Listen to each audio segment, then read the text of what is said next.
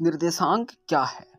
पृथ्वी पर किसी भी स्थान अंकित करने के लिए अक्षांश और देशांतर का उपयोग कैसे किया जाता है? देखिए, सबसे पहले हम समझेंगे निर्देशांक क्या होता है। तो निर्देशांक ऐसे मान होते हैं जो किसी स्थान की स्थिति को बताते हैं, उसको हम निर्देशांक कहते हैं। ठीक है, अब हम समझते हैं अक्षांश रेखाएं क्या होती है, जिसको हम लैटिट्यूड लाइन्स भी कहते हैं। तो अक्षांश रेखाएं वे रेखाएं होती है जो 0 डिग्री से उत्तर या दक्षिण की ओर दूरी बताता है। ठीक है, मतलब ये जो उत्तर होता है, उत्तर, और जो दक्षिण होता है, यहाँ से इसकी जो दूरी है जो बताती है। जैसे ये जो लाइन आप रेड कलर के देख रहे हैं, ये क्या है?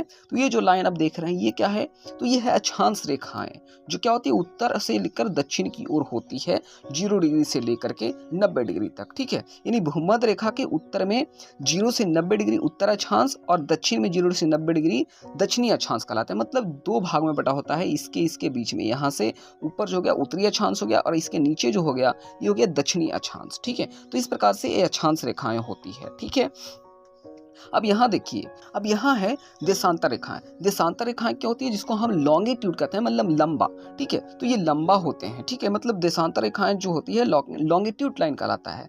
तो देशांतर रेखाएं प्रधान मध्य रेखा से 0 डिग्री से पूर्व या पश्चिम की ओर पश्चिम की दूरी को बताता है, तो उसको बोलते हैं देशांतर रेखाएं।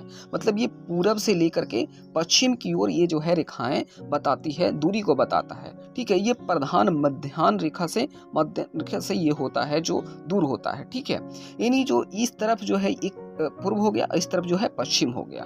ठीक है, तो ये होता है देशांतर यानी लॉन्गिट्यूड लाइंस। प्रधान मध्याह्न रेखा से पूर्व में 0 डिग्री से 180 डिग्री पूर्व और देशांतर, और पश्चिम से 0 डिग्री से 180 पश्चिम देशांतर होता है। मतलब यहाँ से इस तरफ होता है जो 180 डिग्री होता है, और इधर से जो होता है ये होता है 0 से 180 डिग्री।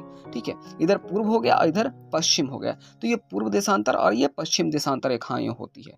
ठीक है, कुल मिलाकर के इसमें 181 होते हैं, इसमें ये लॉन्गिट्यूड लाइंस होता है। ठीक है, और इसमें 91 होते हैं, यानी एक जोड़ देते हैं इसमें, जो बीच वाला भाग होता है इसको ऐसे 90, और इसको में 180 लाइंस होते हैं। ठीक है, पर जोड़ करके 181 और यहाँ पे 91 हो जाता है। अब देखिए, अक्षांश और देशांतर का उपयोग किस में होता है?